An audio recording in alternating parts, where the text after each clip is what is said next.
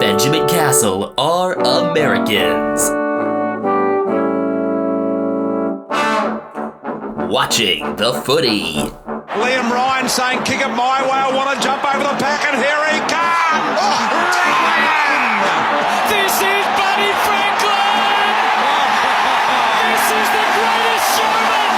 Got the handball off to Myers. Myers looking for the lead of Stengel. Gee, they're good. Gee, they're sharp. Razzle dazzle Rioli. Oh, who else? McDonald! Timber! From inside the centre square. Boys kick the goal. Boys kick the goal. From inside the centre. Foul. I can't believe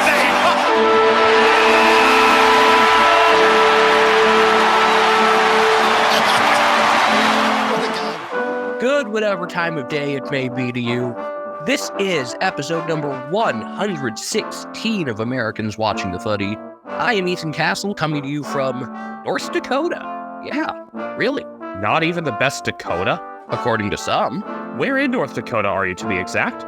Technically, I think the mailing address for this casino and hotel I'm staying at is Hankinson.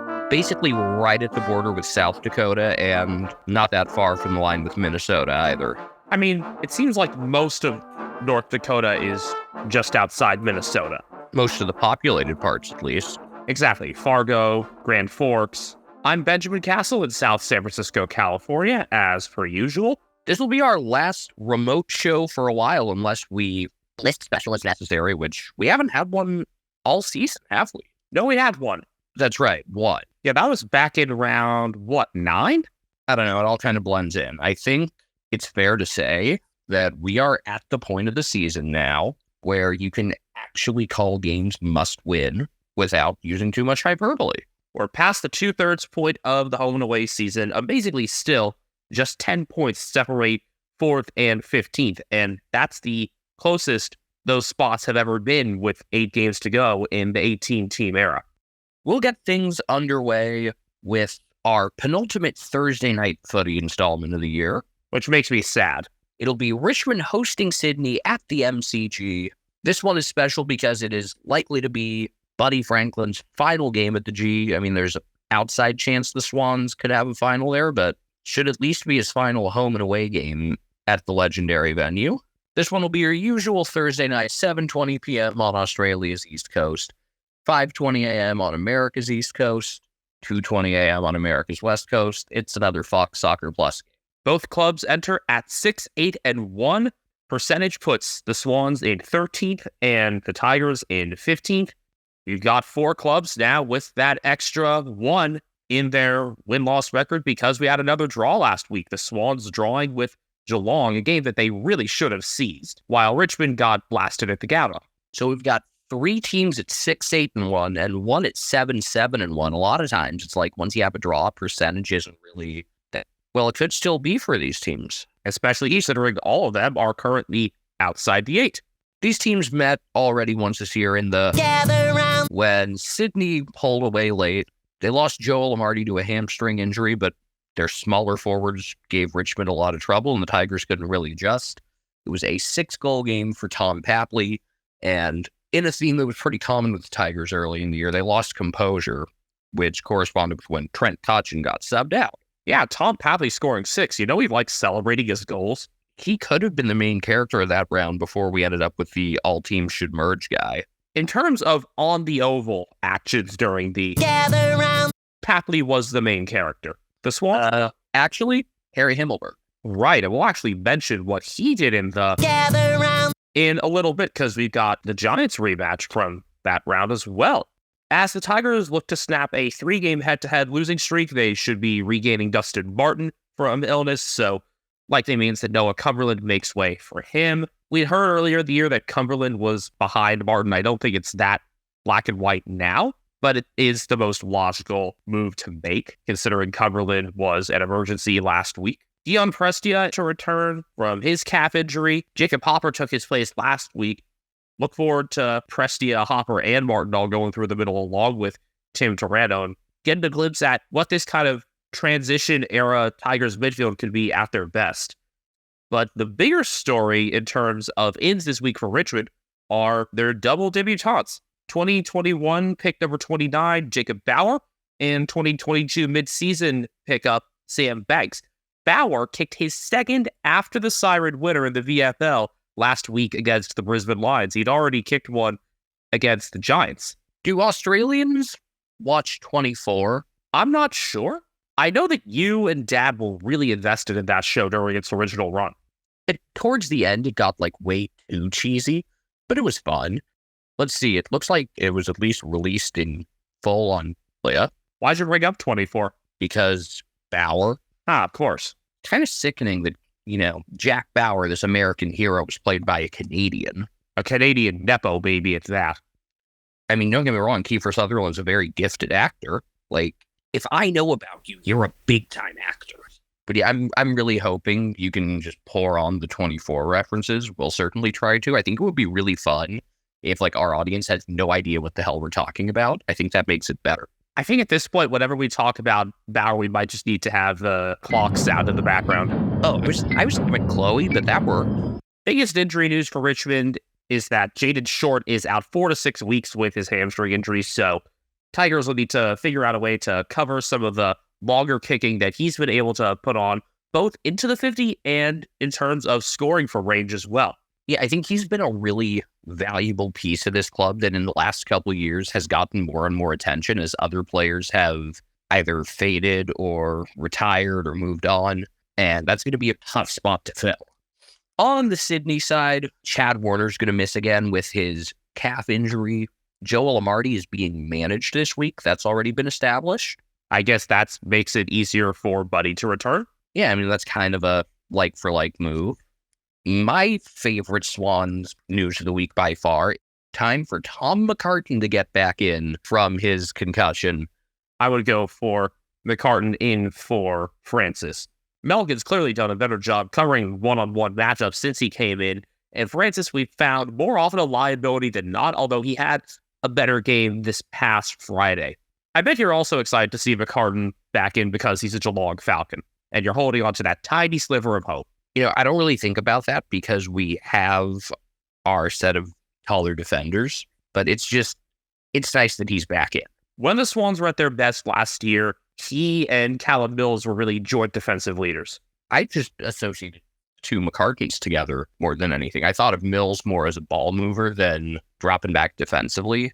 One thing I really liked out of the Swans this past week was Nick Lakey finally getting into a more physical defensive role instead of just being a ball mover. Not that he's normally asked to be in that role. He'll be asked to do that less with McCartan back, but it was nice to see him adapt to that. Yeah, I mean, I thought of McCartan as the intercepting aerial leader and Mills as more of the mover, along with Blakey a little bit further downfield. Tigers are favored by 5.5. Considering the ins for Sydney, it makes this a little bit tougher to tip, but I do think Richmond will win this game probably between 2 and 3 goals. I don't know. The more I think about it, the more I think we're getting closer to a healthy Swans team, one that, aside from not being able to kick between the posts last week, was probably the better team. So I don't know. I also hope that this gets a really good crowd. We know that there have been some problems with Thursday night crowds in the past few years, but considering the two clubs that are playing and the Buddy storyline, I think this has potential to be a really good turnout. I hope so. So Thursday night footy's at the G. Friday night footy is at Marvel Stadium, and it should be pretty full for the Bulldogs hosting the Magpies. Interesting fact, there's only that one game at the G this entire round. We've got 3 at Marvel, but only 1 at the MCG. Other interesting fact, which has nothing to do with footy, North Dakota is my 37th state, and I'll have visited another 7 in a few weeks. I had no other place to really include that and just wanted to make sure that it was acknowledged. It's impressive. You're 3/4 done. I mean, the Bulldogs basically never play home games at the G unless it's finals. I guess that you could be surprised for Essendon to not get a home game against the Crows, but they were just at home against Port. I feel bad for the Crows with how little they do play at the G, though. Yeah, I guess it makes sense just with who's at home this week, but it's still odd to only have 1 at the G and yet have 3 at Marvel. Well, look, they're not going to put Geelong and North at the G. Yeah, it's an odd mix of who's at home this week. Bulldogs and Collingwood will bounce at 7:50 p.m. local time, as per usual on Friday night, 10 a.m. Eastern, 2:50 a.m. Pacific on Fox Sports 2. I'm glad that we consistently get these Friday night games. They tend to be scheduled pretty well. Best of all, we get much more of the halftime coverage and such from 7 because, watch AFL as much as I love it. It pretty much is just Fox Footy, and the only actual 7 stuff you get is the in-game content and then maybe like 2 minutes of post-game interviews. Yeah, I think the Channel 7 halftime and post-game commentary is much more akin to what you'd get on American networks for American football, for example. I like some of the stuff, like seeing the lighter side of players, seeing them joke around, learning different things about them. However, when it's a game in Queensland or New South Wales, I definitely appreciate Fox Footy because it means even if it's a 7 game, Alistair Lynch is there. Alistair Lynch, the hardest working man in footy? I think so. It's funny, I understand that footy is probably a sport that's easier to broadcast from a studio sometimes than in person, but it's like, we only get like 3 or 4 broadcast teams, whereas like the NFL each week, you've got a broadcast team for each game. Over the course of a 16-game NFL week, you'll probably have 14 or 15 different broadcast teams. And I wouldn't mind if we had more. It also just allows those broadcasters to focus more on that single game they're covering. Exactly. That's really a big part of it to me. The Bulldogs enter at 9-6 in 6th after defeating Freo. They completed the season sweep of the Dockers last week. Collingwood remained in first on the ladder and boosted their percentage even further with a convincing win on the Gold Coast in front of a pretty nice crowd, despite some flight cancellations. Last year, though, the Dogs defeated the Pies at Marvel. It was another Collingwood home loss at Marvel, a 48-point win for the Bulldogs, where it could have been a lot more considering they kicked 14-15, but it was never close. 6-1 in the first quarter. That was also Collingwood's last loss until round 22. As well as the Bulldogs defense played last week, they could get a big boost this week if Ed Richards is indeed back from that hamstring injury. He appears to be ahead of schedule. From the VFL, Oscar Baker and Sam Darcy each played well. Also, Buku Thomas, who we thought his future was going to be as a defender, he kicked 4 goals. I'm still not sure. I mean, between Thomas and Darcy and a few others, they have a bunch of talls that really don't have defined roles. And that can allow them to be more flexible in terms of playing Aaron Naughton more at forward where he belongs, while still sometimes rotating him to center half back. There are a lot of guys that you could rotate in and out. We've been talking for the past few weeks about Darcy being a potential boost to their defensive ranks, even though he's got generally good goal-kicking form as well. Just having that extra tall in there, maybe being able to cover somewhat of that Liam Jones deep fullback role. I get this feeling that they're re-entering this position where like they've got too many talls to know what to do with, and I think someone's gonna either get underutilized or go unnoticed, and I think it's gonna be detrimental to them. And I think it's gonna be Darcy and maybe Rory Lobb. I mean, we've already seen him in some weird spots this year.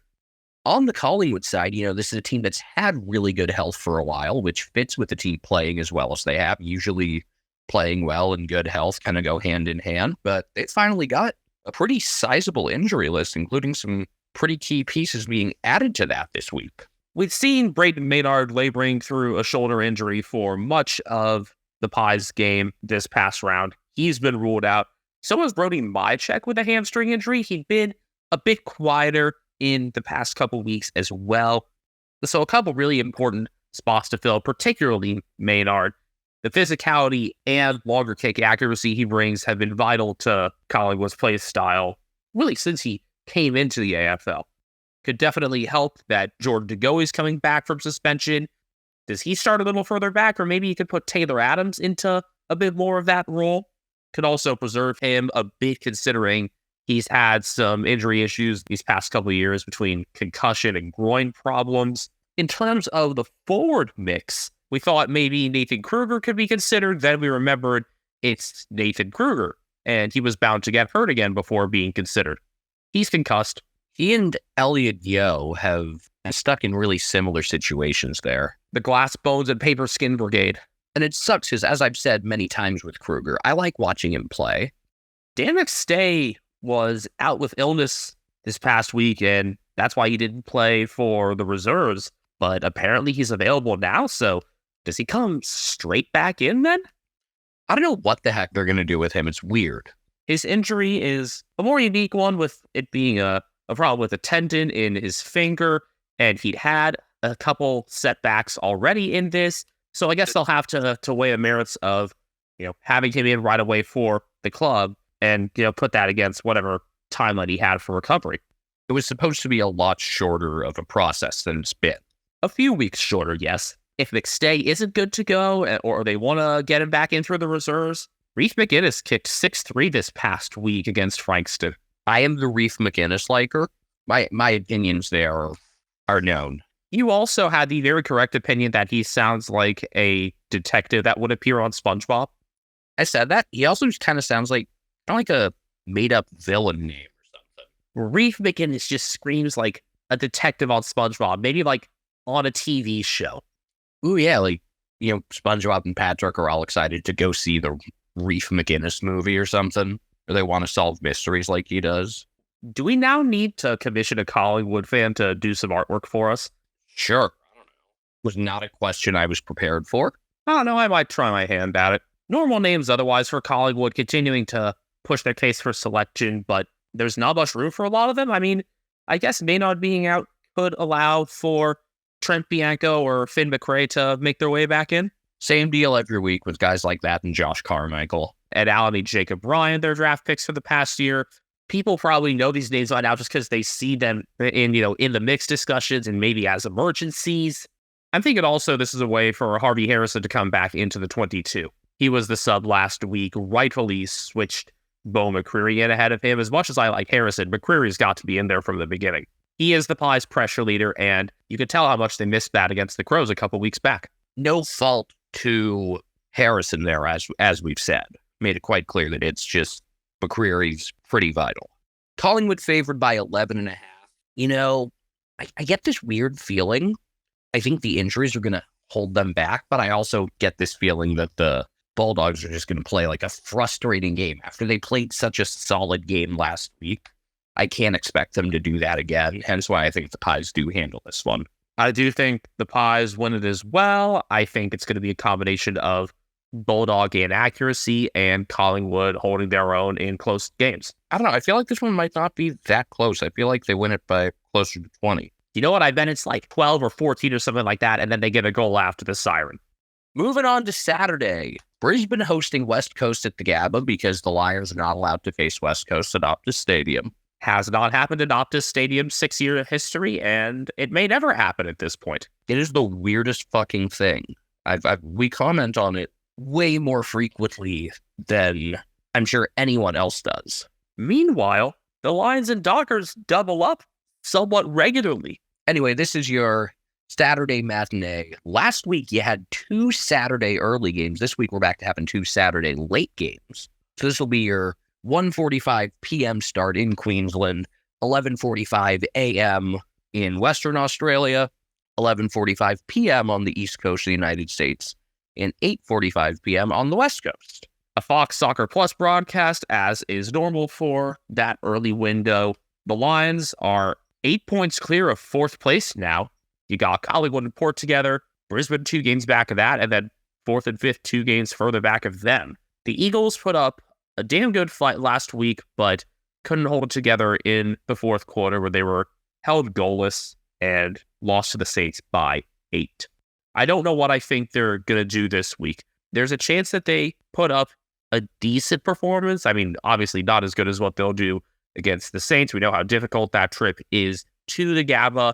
I also can see it not being as bad as the 75-point defeat they suffered last year, in which Hugh McCluggage had his first ever 4-goal game at AFL level. That game also felt way more lopsided than 75. And there's still, of course, the possibility that last week was a complete anomaly and it was mostly St. Kilda's doing that caused the Eagles to play so well. And the Lions just put up 240 this week and set the record. That said, Brisbane are going to be missing a few pieces. Josh Dunkley's out 1 to 2 weeks with a calf injury. Kalash, he got concussed last week. Lincoln McCarthy got suspended for striking Cam McIntosh. So there are a couple of logical ins. They've been handling Dane Zorgo very, very gingerly, and he should be back this week. Kyle Lohman should also be able to get back in. Down to the VFL, Blake Coleman and Jared Lyons have been playing pretty well. The question would be, could this be a return for Jack Gunston or Daniel Rich, possibly? Maybe. I'm keen on seeing Blake Coleman join his brother at the AFL level, as opposed to the Blake Coleman who is he a Calgary Flames still? I don't know, but I was just thinking it would be really fun if at some point he played against Darcy Tucker. Another also NHL name, although Darcy Tucker was from about, a decade ago, or even more than that at this point. He was a very physical player. His final NHL game was in 2010, so... Well, actually, his final NHL game was when the Avalanche got eliminated by the San Jose Sharks that season. I remember that being a weird 6-game playoff series. I was at Game 2 of that series, all-time iconic game. I remember Game 3 more because of the only goal being an own goal in overtime. I like that the Sharks then responded to that by just winning the next 6 games in a row. Tim Kelly and Luke Edwards were illness outs last week for the Eagles. Those were later outs. I mean, I like that brought Ryan Merrick back in because he had another pretty solid game. Hopefully he isn't one of the selection victims this week. I guess Jack Darling being questionable with a shoulder issue could help Merrick stay in. There was a concern for Darling around the AC joint when he came down from a marquee attempt in the second half. The biggest injury news, though, was that Jeremy McGovern could finally get back from the hamstring injury he suffered.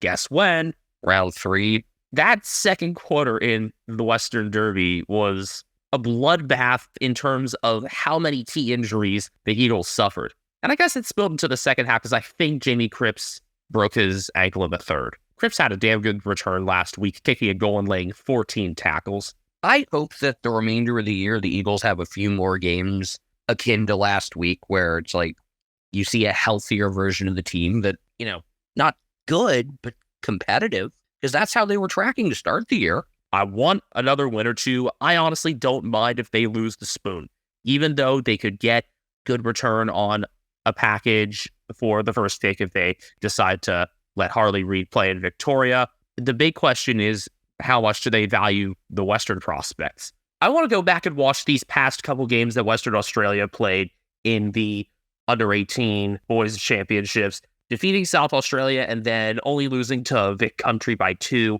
would be a good way for me to learn about some of the prospects that the Eagles and Freo are looking to get after. I know that Nathan and Emma O'Driscoll's brother is one of the ones that's in the mix.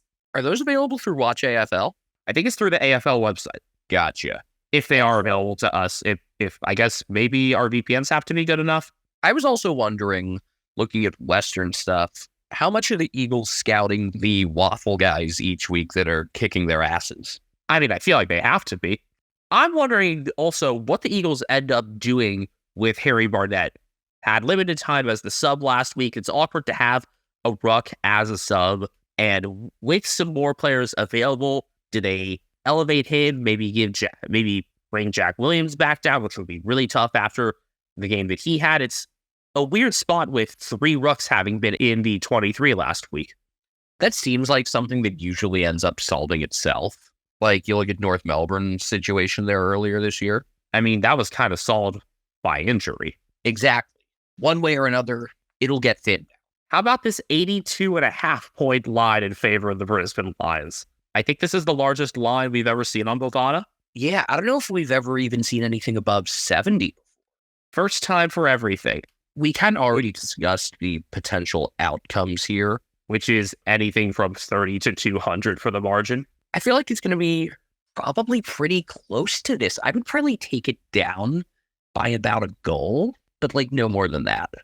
So here's that other rematch. The middle game on Saturday is one that delivered far above our expectations and probably anybody's expectations in round 5. It was the second AFL game at Norwood, and it was somehow better than the first one, which was pretty good on its own. So GWS and Hawthorn played this week at the Showground, Giants Stadium. 4:35 p.m. local, so 2:35 a.m. Eastern, 11:35 p.m. Pacific, still on Friday for American audiences. A Fox Soccer Plus broadcast, but I'm going to try and get some friends tuned into this one because I think they will really like Greater Western Sydney. Also, our Nigerian audience should tune in. It'll be 7:35 a.m. there when this one gets underway. You know what? I bet there is a good Australian rules base in Nigeria just with how big their population is. It's still one of the fastest growing countries despite how populous it already is. Giants enter at 7 and 8. They are in 10th. GWS is half game better than Carlton, Sydney, and Richmond. And they're in that position because they grinded out a win in Alice Springs. Josh Kelly stood up with that 60-meter roller. A game that they did not deserve to win, let's be real. Hey, they won a clunker. And I think they adapted to the conditions better. That I will give them. One thing that I didn't talk about when we went over this game in our round 16 recap was how awesome Callum Brown was. We've kind of been championing him for a long time, and he finally got some more forward time and made good on it in a game with very few goals being scored. He was one of the more refreshing presences there. Hawthorn are 4-11. They were soundly defeated by the Blues this past week. I expect them to respond pretty well to that. They've played 3 really shitty halves of football in a row, so I would expect them to cook up something better. I mean, it'll be hard to top, again, the 2-pointer that they played at Norwood round 5. It was Aaron Cadman's debut. He got a goal. That was also Seamus Mitchell's debut for Hawthorn. He got a ridiculous amount of tickets for that. But it was Harry Himmelberg who ended up defining that game.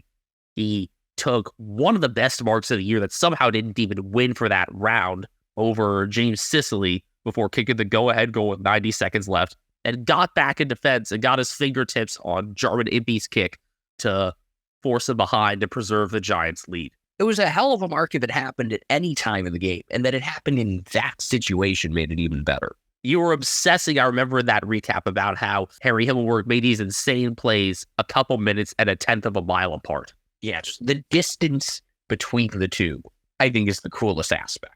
Should note that the Hawks are working against history this week. They have never won in their 5 games at the Showground. For GWS, they're going to get Lockie Whitfield back from his suspension for a dangerous tackle. Sounds like Brent Daniels is close to coming off his hamstring injury, but not like he's going to be rushed in. James Peatling was very good in the VFL, as was Phil Davis, kind of doing a rehab assignment. We could finally get to see all of Phil Davis, Nick Haynes, and Sam Taylor together. I thought Haynes was really strong last week, so that would be a lot of fun. Also, speaking of VFL defenders, I didn't think he'd kind of be bogged down on the list just by how well other guys have performed, because we thought that this team was going to have major issues defensively. But Jason Gilby did return from concussion. Don't forget, I am a big fan of the Milkman. You should be too. We all? Yeah, if you're not, you're probably just a bad person.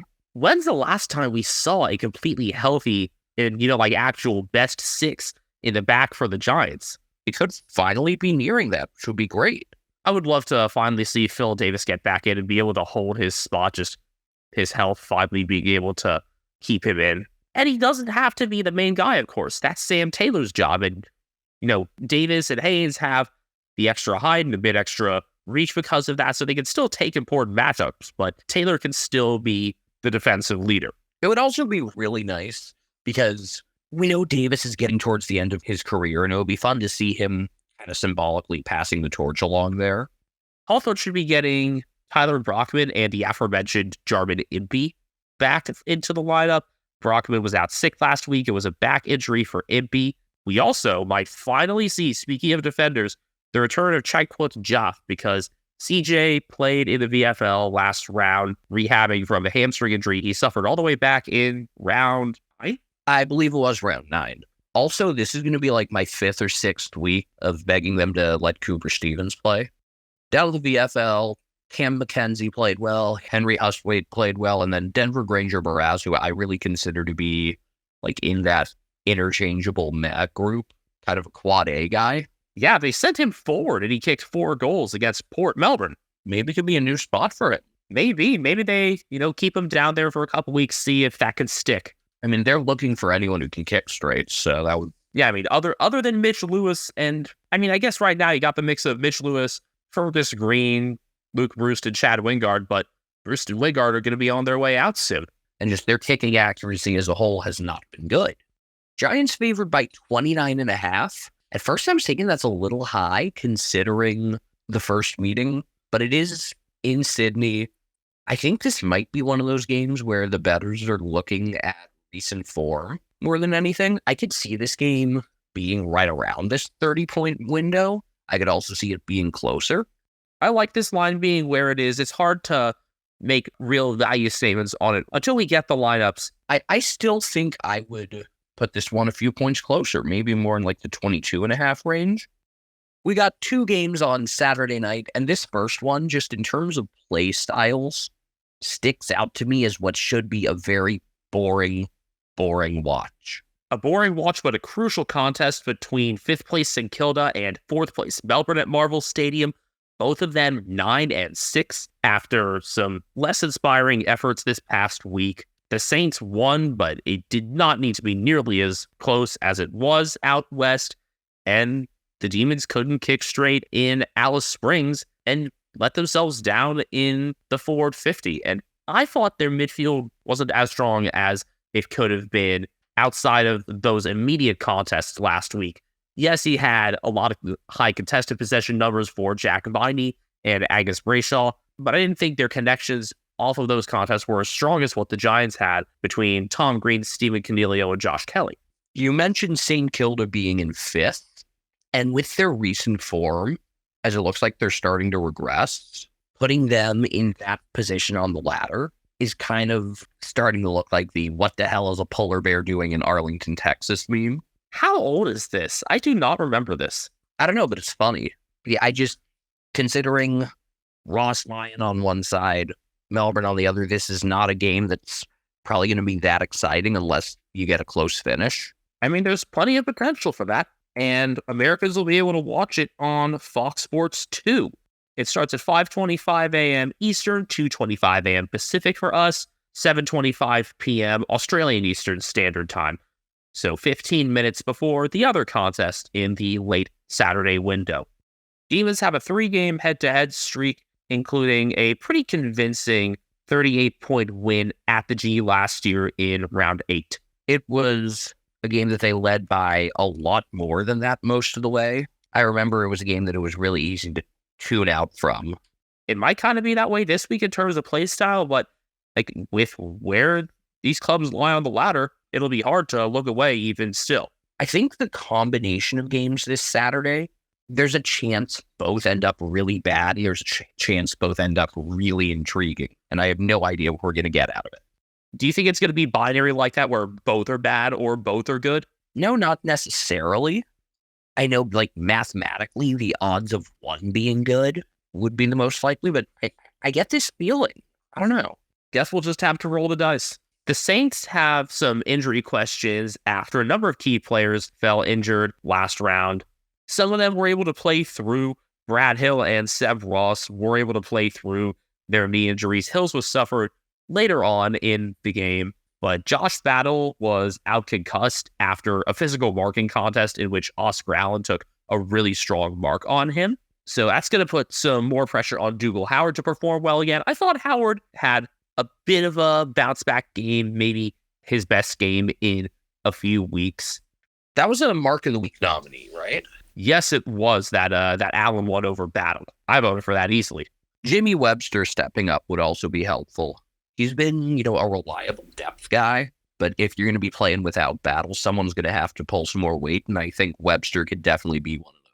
It could be Webster or maybe Zane Cordy if he returns after a stint in the VFL. You got a number of players you can look at to call up from Sandringham, including Cordy, Tom Highmore, Ben Patton. Zach Jones could finally come back. Meanwhile, on the forward side, Tim Membry's still down there. We have not seen him since he got concussed before the bye. I've said many times that I think Membry unlocks a lot for them. I'm always an advocate for him getting back in there. The question is, who do you slide back out? I mean, it's hard when you've already got the forward mix they do. Maybe with how Mitch Owens can play over the full ground, you're more able to take out someone like Marcus Windhager, who hasn't been as strong these past couple weeks. I'd be so against that. I've been yelling every week, play Windhager, play Windhager, play Windhager. So that would... I just don't think he fits Ross Lyon's system, and I hope Geelong find use for him. We have our share of taggers, but wouldn't be... Yes, but also those taggers are capable in other ways. We've seen that from Mark O'Connor this year in particular. I feel like Windhager probably has at least one more year at St. Kilda before moving on. He's got 2 more years left on his contract, so I guess that's more up in the air. The injury watch also continues for Hunter Clark. He's questionable in a potential return from a knee injury. And despite all the names we rattled off and the scenarios that we tried to play out, the names on the Demons injury list make them a more interesting puzzle. The Clayton Oliver, will he, when the hell is he going to play saga continues. There was something with him kind of like getting into it with a member of the training staff or something. I know that he didn't complete training on Wednesday, and maybe there was some extent of frustration over that. As long as he takes an ice bath. If you don't take your ice bath, you're going to jail. Or Port Adelaide. Melbourne's going to be missing Bailey Fritsch for probably like 6-7 weeks after that foot fracture that cost him last week against the Giants. He got subbed out very early there. You could elevate Jake Melksham from the sub role. You could get Jacob Van Rooyen back in. I feel like Van Rooyen's got to come back in. Big fan of Ben Brown, or as I like to call him, Woke Wendy. What's up, Woke Wendy? But also, I don't know how you could possibly keep Van Rooyen out. Also, James Jordan, north of 40 disposals in the VFL. He could be another of those guys who takes the Toby Bedford route after this year, go to a club where he's just going to play more. Did they say, like, north of in Australia when they're talking about something being more than a certain number? Or did they say south of? I mean, you've seen the upside down maps. I never considered that. That's actually a really good point. That's a more interesting question than the direction in which their toilet water spins. I don't care what way toilets spin. I care if you have a bidet. I'm a big bidet enthusiast. More than Randy Marsh? Ooh, I don't know about... We've got a debut on hand for Melbourne. Remember, they only debuted 2 players all of last year. They've blown past that this year. They've doubled it, in fact, because now we've got Taj Wowoden making his debut after strong form with the KC Demons. He is, of course, the son of 2000 Brownlow medalist Shane Wowoden. Demons favored by 14.5, which I think is low. I think bettors are a little shy after the way they played last week. I think Melbourne, even though they haven't played their best lately, lost 4 out of 6, I think they come out angry and end up just proving that they're the better team. I think they'll win this one pretty convincingly as well. We'll be interested in seeing how their backline holds up against the likes of Max King and Mitch Owens. Bowie being undersized could hurt them a little bit in comparison to when Michael Hibbert is healthy. Mick remains on the sidelines with the kidney injury. He's a couple weeks out there. Maybe that's where Joel Smith has a more prominent man role. I don't know, maybe get Christian Salem or Stephen May to do something a little less zone heavy there. That's another option. I like how Salem's played, by the way. I think he's someone that we've kind of taken for granted, but I think he's done a really nice job. The Salem leads that group of movers for them, along with Trent Rivers and Juddy McVee on the other end. So that's 5 games down, 4 to go. We will take care of the last Saturday game and the 3 on Sunday after this short break. Benjamin, 78% of our listeners are between 18 and 35 years old, so they probably want to start a podcast like we did. How did you know that number, Ethan? Thanks to the analytics we have for Spotify for Podcasters. Formerly known as Anchor, sorry Freo fans, Spotify for Podcasters has tools that allow you to record and edit your podcast from your phone or your computer. No fancy software needed. It's so easy you can edit it while drunk.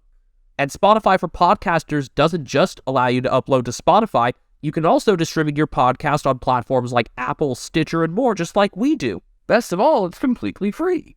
Not only is it free, you can even make money from listener support or ad revenue. Hint, hint. Download the Spotify for Podcasters app or go to podcasters.spotify.com to get started today. As a reminder, we post pretty frequently on Twitter at Americans Footy with our thoughts during games and just whatever footy news pops up during the week. We're also on YouTube at that same handle. Individually, I'm on Twitter at BenjaminHK01. I'm on Twitter at Castle Media, and Brian Harambe is on Instagram at CatNamedGrian. When I return home over the weekend, you might get a video of his reaction to seeing me. It honestly wasn't as grand as I expected last time. Yeah, that was only a week. This has been longer. One other thing that I really like about social media and kind of the connections we've built through footy, we've been able to talk American sports with some Australians. We've been able to learn more about Australian sports. And I'm left with a question, and I'm going to just throw it out right now. Are the British always such whiny little bitches during the Ashes, or is this like a particularly controversial series? I mean, there's the one stumping that Kerry had of Bairstow, but I didn't think that was that controversial because Bairstow's tried to do that himself. It just seems like British whining like normal. I want to know, is this how they always are, or is this above and beyond? I hope they keep losing. I like when they get beaten at sports that they invent. Like, when you think about it, Rutgers football is, like, as British as it gets. For those of you who don't know about how football came about in the United States, the first college football game was played between Rutgers University and Princeton University, both in New Jersey. And while Princeton can be somewhat good at the level at which they play in the Ivy League, Rutgers just gets clowned around in a major conference. Speaking of New Jersey, I saw this YouTube video tonight. It was like every New Jersey county and just like the stereotypes for each one. Really, really good. I might need to check this out. You should. Everyone's heard of New Jersey. It's a place that gets riffed on a lot. Having spent time there recently, most of it's not bad. There are, every state has a couple of ghetto cities, and New Jersey is no exception. Frankly, I think the thing that New Jersey should be insulted the most for is that you can't pump your own gas there and you have to have an attendant do it. That's the power of the union there. It's the same way in Oregon. Oregon, though, I have been to a couple of stations in the middle of nowhere where I pumped my own. I imagine you're able to pump your own gas in Australia in general, specifically in South Australia, where Port will take on Gold Coast at 7:10 p.m. local time Saturday night, so 7:40 p.m. Australian Eastern time. 5:40 a.m. Eastern, 2:40 a.m. Pacific for Americans on Fox Soccer Plus. Port and Gold Coast, you know the deal with them. Their first ever meeting, the Suns picked up their first win, and Port have won all 13 encounters since. In fact, the Suns have yet to win at the Adelaide Oval. They're 0-9. That's against both Port and the Crows, right? Correct. When these teams met last year, the Suns nearly pushed their way back. They were playing for most of the way, ended up losing by 2. Todd Marshall kicked 4 goals. I remember it being a really good game. That and the Collingwood game last year were like, man, the Suns are right there. They just don't know how to win these yet, unless Richmond gifted to them. And it's frustrating that the Suns are in a similar spot to where they were last year. And you wonder why the talk around Stuart Dew's future has started to come about again. I hope that the Suns don't bungle this whole process like Essendon did, where they openly court Damien Hardwick while Dew's still under contract. The chief executive, Mark Evans, said he has not spoken to Hardwick and has backed Dew, although that could be considered the good old vote of confidence. What he did say, though, is, he was asked if results don't improve, would his support of Dew change? And he said, come back and ask me then, which I think is the right approach. Non-committal. Makes sense. Thinking back to that game last year in round 15, really tense final couple minutes. I remember Sam Powell-Pepper put on a huge tackle of Tuke Miller to prevent the Suns from getting out. And then there was controversy in the final 15 seconds with Willem Drew getting a ball to the boundary. Carl Amon was right there. There was an argument to be made that it was deliberate to force a stoppage in the Gold Coast forward 50. One way or another, the power held on. Port have a real question this week in terms of how they're going to handle rucks, because Scott Lysette is going to miss another week or two with the small cartilage tear in his knee. Remember, he failed that fitness test literally right before the bounce last week, and that's why Dante Vicentini came in as late as a late in could get for his debut. There was no jump presentation. Did they do that retroactively? It would is if they just presented it to him like on the field. What would be really fun is you get soaked after that first win, you sing the song, and then they have to peel the jumper off of him and present it to him.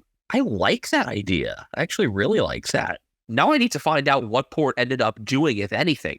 Anyway, as well as Lysette had been playing, like we touched on during the round 16 recap, considering how much they've had to play without in the last couple of years, this is a team that is pretty well prepared for life without a ruckman. You could have someone in there, have Vicentini in and plan to sub him out, because you probably do want to have some sort of resistance to Jared Witts, or you can, mix and match with Jeremy Finlayson and Todd Marshall and one of your Charlie Dixon as well, of course. I like the idea of having Vicentini in there at least for the first half or 3 quarters. I think a creative approach is key. I think something that keeps the Suns on their toes and keeps them guessing is a chance where Hinckley could really outcoach Stewart too. It's going to be tough for Vicentini to hold on to his spot despite the lack of ruck depth, between thinking about Port having been ruckless at times last year, doing less orthodox things, and then also with Lockie Jones and Xavier Dersma potentially being available. Lockie should be available, returning from his broken jaw, and then Dean Dersma's older son, Xavier, returned via the Sandful last week, as we expected him to. And we're definitely going to be talking more with Dean in these coming months between Xavier and Port and how they fare the rest of the way, and his son Zane being one of the top draft prospects as well. I think this offseason is when we're really going to start to do more of the interview episodes and stuff. I think it's a little tough with our format and our schedules to do them in season. So I think the offseason is the time when you should really start to expect some of those. Dean would be a great one for us to have on. Obviously, we'll get some more of our American footy friends on here, the likes of Coach Donnie Hess, Craig Wessels, Rick Shaibani. Definitely want to repay Shannon Gill from Code Sport for doing his piece on us and Craig. I think the big one that you want on as well as me is Phil Cox, though. Yes, I mean, I'm sure Mason himself would be great, but Mason's talked about how his dad's such a huge fan of the sport, and I think it would be really fun just to get his perspectives. Anyway, the Gold Coast injury report for this week is really nothing to add.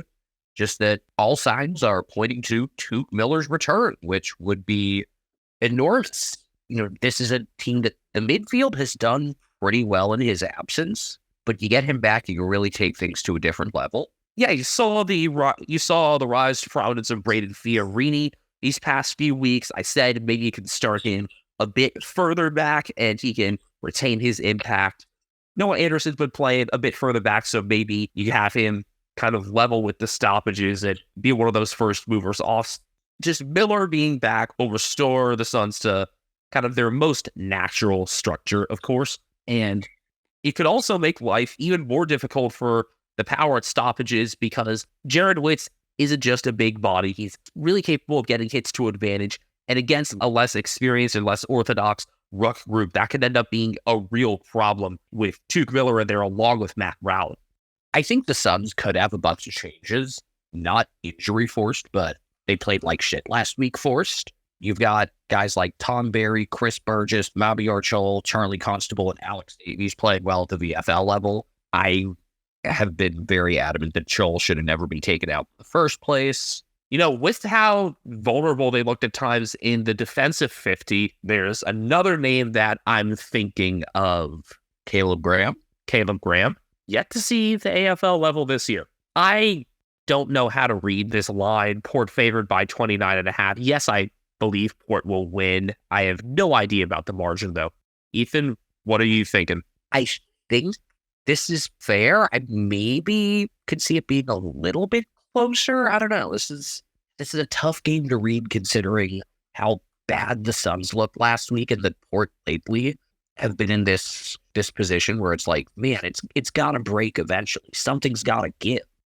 On to Sunday footy, and as we talked about last week in the recap, we expect to kind of ease into the action with the Cats and North at Cardinia Park, 1:10 p.m. local time. So for Americans, 11:10 Eastern, 8:10 Pacific, late on Saturday on Fox Soccer Plus.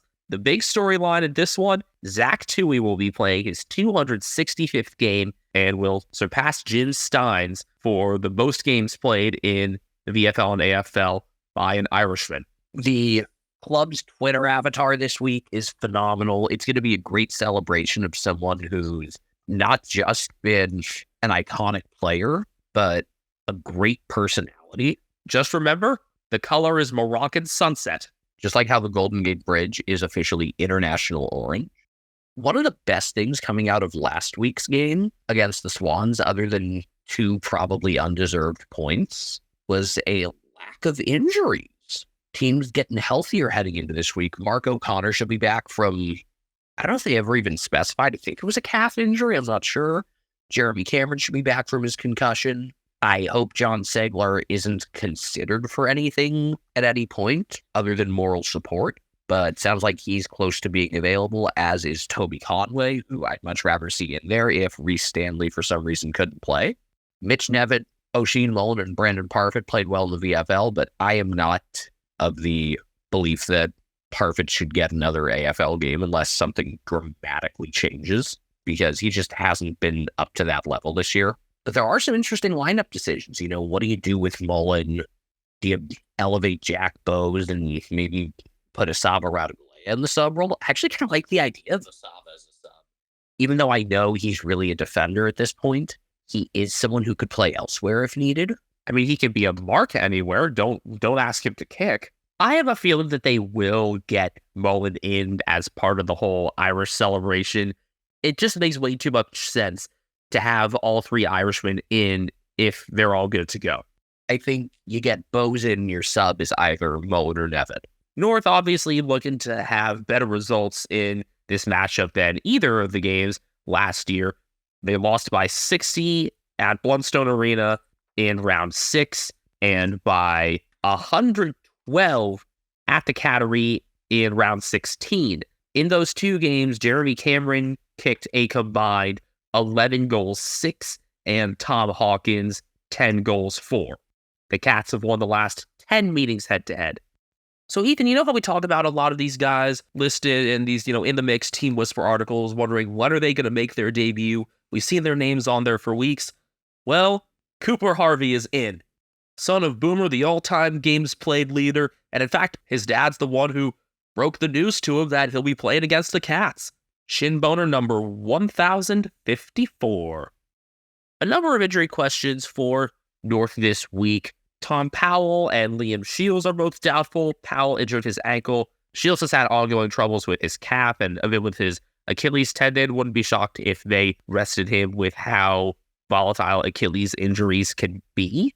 That could allow for the return of Dan Howe from the VFL. I would fully support the return of Josh Goder in defense. I had mentioned this last week. When he had gotten hurt in round 3, it definitely took something out of their ability to match up with some talls. But my biggest point of interest for North's lineup decision this week is what they do with the rucks, because Tristan Cherry should finally come into consideration at the AFL level again after being injured in the opening round. Remember, he was in for round 1 ahead of Todd Goldstein, and that stopped Goldstein's pretty long games played streak, and then suffered a severe syndesmosis injury. I think Alistair Clarkson's also starting his return to the club. I don't know how that all works. Yeah, it's going to be within the next few weeks that he'll transition back to full-time head coach again, so not sure how much of a say he will have in personnel this week. If he does have more of a say, I would not be shocked if it is Jerry that gets the call. I know Geelong are obviously a better team than North Melbourne in most facets, but there is an element that concerns me against these guys. Their midfield's pretty good, and for a lot of this year, Geelong's midfield has not been good. So I get concerned, what you got to do dealing with the Davies, Uniacke, Simpkin tandem, guys like that. The pressure that Hugh Greenwood can apply as well. I feel like I would fully support Mitch Nevitt being in the 22 to provide some of that countering ability, some of the defensive pressure that he can put on.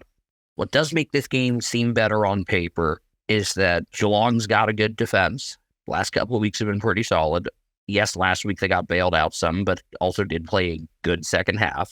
And I don't see too many people from North that can stop Geelong's best forwards. I think this can be a case where, again, a small forward can really wreck the Kangas, whether that's Brad Close continuing his form or Tyson Stengel getting back into the swing of things. I would really like to see Jeremy Cameron reestablish himself and reannounce his presence because he had been trending downward before the injury a couple of weeks ago. So it would be nice for him to really bounce back. I'm not saying he's going to, but I would really like to see it. One other question I have entering this game. What the hell is Mackay going to do when he's also got a game clear on the other side of the country not long after? How's that all? Apparition? Maybe like a super version of the Concorde flies him there? As I said, apparition. I'm talking about realistic things, okay? Because apparition is not realistic. Ben and Harry Mackay being the same person is realistic. Yeah, it's a pretty tight window there. I mean, you maybe have an hour to get out west. Yeah, so please, let's stay grounded in reality here. Geelong are just over 8-goal favorites as we record, so 48.5 points. I mean, I think they will clean up, and I think they'll get a decent percent boost out of this. Question is, how hard are North going to play in the second half? Because I could see it holding close for maybe 15 minutes. I really hope that this game ends up being, a nice appetizer to ease into what should be a really fun end to the round. Something worries me about this game being way closer than it should be. I don't know, maybe it's just North playing that early Sunday game. I don't know, I know it's stupid, but I know that the other two Sunday games, at least on paper, look really, really fun, starting with Essendon hosting Adelaide at Marvel. The Bombers, their groin area probably still pretty sore after taking that punch to the dick after the siren last week. Crows took a similar punch a couple weeks ago against Collingwood. So a lot of sore groins. I've been told that applying icy hot to that area is a really bad idea. Never done it, but heard from others. Why does that feel like a comedy bit? I'm not sure, but apparently it really hurts. When I just hear icy hot, I just instantly see Shaq. Oh, I do too. So this will be your typical middle of the day Sunday game. Not often you get a Victorian team against an out-of-state team as that big Sunday 7 broadcast. So I really like this. And Middle Sunday also means this is the Fox Sports 2 game. It'll be 3:20 p.m. at Marvel, 2:50 p.m. in Adelaide, 1:20 a.m. on the East Coast of the United States, and 10:20 p.m. on the West Coast. Both these teams at 8 and 7, the Bombers in 8th, the Crows in 7th. These teams met also at Marvel last year, a game that the Bombers won by 4. I remember it being a fun, high-scoring game that felt like it shouldn't have been as exciting as it was, but ended up being really good entertainment. And it was one that we really hadn't circled as oh yeah, this is going to be amazing. I mean, Essendon started the season 0-3, so we were feeling pretty down about their prospects, so maybe that was part of it. But Essendon kept up their head-to-head streak. They've won the last 5 meetings against the Crows. There was some late inaccuracy toward goal, but Sam Draper kicked what proved to be the game-winning goal, and Essendon held on in the final couple minutes. Of course, Draper will remain out this week. His hip injury is still an issue. I know it's risky, but I may just have to captain Riley O'Brien this week. Should have done it last week. How much should he get you? I mean, I won anyway, but O'Brien last week picked up 133 and had his first ever multi-goal game. He was my biggest performer last week, followed by Brennan Cox and then Joe Danaher. It was Rowan Marshall who really cleaned up for me last week. And Jai Caldwell did some nice things as well. Caldwell prominent late with some accurate kicking before Dan Houston delivered the dick punch after the siren. In that game, Dylan Shield returned as the sub. He came in for Jai Menzie, which felt like a very weird pick for Menzie to be subbed out. He'd been one of the forwards with whom I'd actually been more okay during that game. I get that Brad Scott is backing in Sam Wiedemann, but he remains goalless in his past 5 games. He did take a little ruck time against the Power, so maybe that's the merit of keeping him in. No pun intended with Essendon's captain there, saying merit. And it makes sense that you want to preserve Peter Wright, considering he only recently still came back from that shoulder injury. Or maybe your hands are a little tied there. But a whole lot of players are knocking on the door of the reserves.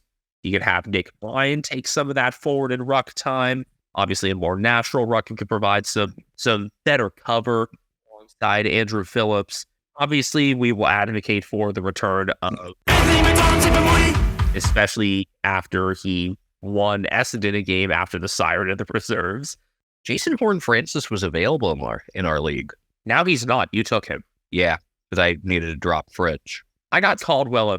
Caldwell's been really good for me as a mid-forward, so he's definitely taken that on. That also makes it easier for me to manage my check being out. And I should get Zorko back this week. Regardless of what Essendon decide with the ruck, I will back in John Menzies to have a full game, especially with the Crows being further undermanned in defense. Yeah, Jordan Butts is in concussion protocol. Options include James Borlace. What's Hamill's first name? I know it's not Mark. Is Will. There is a Mark in the mix, though, that being former Collingwood defender Mark Keane from County Cork. Really, the conversation in the tall defenders has been between maybe Keane getting his Crows debut or Borlace, who was born in Egypt, getting his league debut. I know you would have to go smaller with Patrick Parnell, but I think he's just the best option. He's definitely the most proven at that level. If you're willing to back in Josh Worrell and Mitch Hinge, then yeah, you could go smaller there with Parnell. The question is Hinge able to have a second good game in a row and against a tougher opponent? Frostball is dead. It's now Hinge ball. And these injuries make him a more and more important player, which, that comes with pros and cons. But as a neutral observer, can't really ask for much better, can you? Bombers favored by 2.5. I think with the defensive questions for the Crows, Essendon having the edge makes sense. I put Essendon in this category where I've kind of expected them to falter, and while they actually did play decently well last week, just big picture, I like Adelaide more here. I could be swayed either way. We'll get the extended benches on Friday, but my tip could be up in the air until I see the sub announcement an hour before bounce. We have a similarly intriguing game to round out round 17 as Fremantle host Carlton at Optus Stadium. Storyline there, Blake Acres playing against the Dockers for the first time after basically being given away. And also, obviously, Adam Chera returning to the West for the second time. But yeah, Acres is the story there. It was, I believe, a third-round pick they got for him. That is unders. Yeah, at the time of that trade, I think the reaction that we had, and I would assume most people had, was like, the fuck? Is that seriously all you're getting for a player who's that good?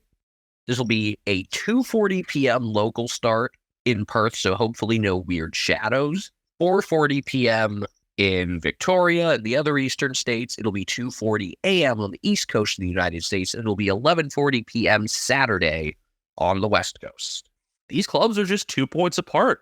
The Dockers at 11th at 7-8 after losing to the Bulldogs for the second time this year. The Blues have played much better these past couple weeks, but the question is, how much of that is a result of who they were playing, cleaning up against the Suns in round 14 before the bye, and then against Hawthorn last Sunday. You know how sometimes we come out of games with more questions than answers? I feel like it would be really hard to come out of this game with more questions than answers. So I was thinking the exact same thing. So I want to know, describe a scenario in which we somehow come out of this game with more questions than answers. One word, draw. Okay, realistically, Carlton kicking accurately, but still not winning. It would have to be like all the things that Carlton should do well, they do poorly, and all the things they do normally do poorly, they do well. It's got to be that sort of thing for both teams, especially for Carlton. It would have to involve, like, I don't know, Caleb Sarong is non-existent, and yet, like, some other guys for Freo that you wouldn't expect really step up. I don't know. This was a double up last year with the home team winning each time. Freo by 35, Carlton by 31. Both of those games were decided really by big second quarters. That was very typical for Carlton last year to have their second quarter end up defining a game, whether they get out to a good enough lead that they can hold on or whether they are already too distant at halftime. The Blues have won 5 of the last 6 meetings, so that blemish in round 6, the first in a few years against the Dockers. One big injury for Freo has to be dealt with this week, that being Nat Fife. a stress fracture in his foot, right? Yeah, but it's the same foot where he'd had the plantar fascia issue that plagued him at the start of the season. We don't know if he'll be playing again this year. Will Brody could be the one to come in there. Maybe you get creative and find a way to work in Sam Sturr, elevate Neil Erasmus from the sub role. I'm thinking it's Erasmus and then Brody is the sub. What I like about Freo discussions in the last couple of weeks is people realizing how good Giannis has been and realizing, like, yeah, this guy is a real part of the rising star conversation. He put up 4 straight last week. That was his second career 4-goal game, the first of which had come just 3 weeks prior. He's 19 and he's doing this.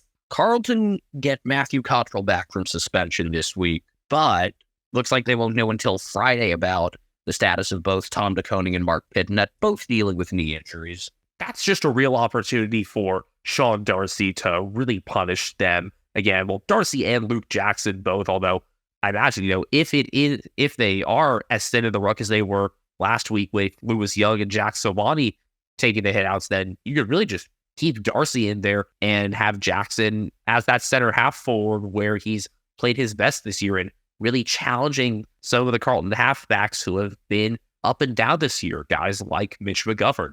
Paddy Dow played really well in VFL as usual, but he got concussed in the final minutes.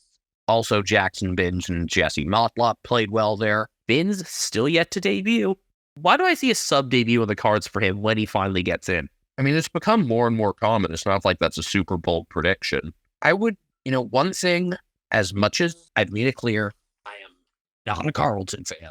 It was nice seeing Jack Silvani play so well last week, and if you could get both him and Jesse Motlop clicking, that would make this team so fun to watch. Silvani, Motlop, and Cottrell continuing where he left off. Freo are favored by 5.5, which I'd probably push it out a little further, but I get it. Home ground advantage is pretty big out west, and if, again, Carlton remain so banged up in the ruck, then I think it would be prime time for Luke Jackson to have one of his best games. He only had 8 touches last week. I think him bouncing back is like a very common prediction this week. And that's another reason why I like the Dockers so much for this one. Yeah, I think they should be favored by a bit more than 5.5, but maybe you've just got a bunch of overconfident Carlton fans coming off those couple of games. When they come crashing back down to earth, I want to tune into the Melbourne radio. We're going to wrap this thing up by predicting our main characters for the round. I'm going to go first, and I'm going to take a really, really controversial one. Drum roll, please. Someone who has played for both the Dogs and Magpies. Pat Lipinski or Adam Treloar. Or Caleb Poulter, even. Any of those three. Yeah, that's a decent amount of overlap. I'm kind of saying a wide net here. It's one of the biggest games of the round. I would be very unsurprised if that ends up being your main character. I'm going with the safe pick this week rather than a funny one. Thinking about which other players are going to be playing against their former clubs this week, I bet a lot of people forget that Toby Nankervis started as a Swan. You know what else? I am going to make one more really bizarre main character pick, except this is the sort of thing that could probably happen in a state league game rather than an AFL game. I just want to see it happen. Is it some weird oval invasion? Yes. By a guy with a metal detector. Why? Dude just walking around with a metal detector, hoping to find, buried treasure or whatever the fuck people with metal detectors try to find. And all of a sudden he just walks onto the oval completely oblivious. Like he's got his headphones in. Like the delivery guy at the basketball game this past year in America? Except that was a prank. Yeah, right. Did they get tossed for that? I don't know. It was funny, but I can see this happening, except it's genuine. It's not a prank. It's not a fugazi. Trying to get back to thinking about what other players we have played against their old sides this week. So Nick Curvis, Charlie Dixon against the Suns. I think there's potential for him to really go off. I'd love to see the Charlies go against each other, Dixon and Ballard. I think there's also potential for the entire country of Ireland. I would love for them to be completely on board with the proceedings in Geelong. That'll be early morning for them. I think that's a 4 a.m. start for them. Yeah, I want the entire country of Ireland, just like, the entire Norwich City Council. I've already got one. My pick, you know what? Screw it. Riley Philthorpe. Always a good option. I know that I'm picking a Crow for the second week in a row, but it's a very gettable game. And with Phillips being the main ruckman, I think there's potential for Phil Thorpe to have a really prominent role, both covering for O'Brien and also just being on the end of some of their better offensive work. We'd had Walker showing up big time these past couple weeks. It's time for maybe some things to shift him in for another target to get some good attention. Like another tall target to really go off, especially against a smaller back group at Essendon. You know the drill. You can find us on Twitter at Americans Footy. You can find me at Castle Media. I'm at Benjamin HK01. Brian Harambe the Footy Cat is under the bed and on Instagram at cat named Brian. And as is normal for me, once I finish these recordings, I'm about to go to sleep.